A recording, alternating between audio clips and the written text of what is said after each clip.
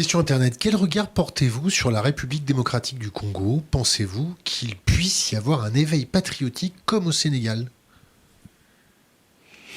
Là, en fait, il y a un président qui, pour couvrir les défaillances de l'État congolais, ses insuffisances, sa corruption et aussi les difficultés structurelles qui sont nées d'un découpage territorial qui fait que entre Kinshasa et l'Ituri et le Nord Kivu, il y a quand même une distance qui fait que c'est très difficile de tenir le territoire, notamment quand vous faites face au contraire à un État hyper structuré, organisé comme le Rwanda, avec l'appui de l'Ouganda.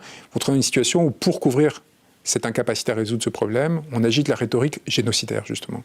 On commence à dire il y a un génocide en Ituri, au Nord Kivu et compagnie à Anna, et donc vous réactivez un réflexe patriotique, mais de bas étage, qui est complètement instrumental. Il n'en a rien à faire d'une. Moi, j'ai passé un mois là-bas, dans le Massissi et compagnie. Je peux vous dire que les politiciens de Kinshasa n'ont strictement rien à faire d'autre chose que le contrôle sur les ressources qui sont pillées par le Rwanda.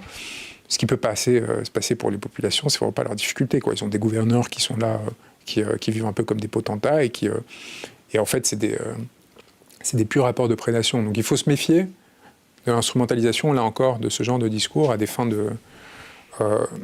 d'offuscation de la propre incapacité des dirigeants politiciens. Question.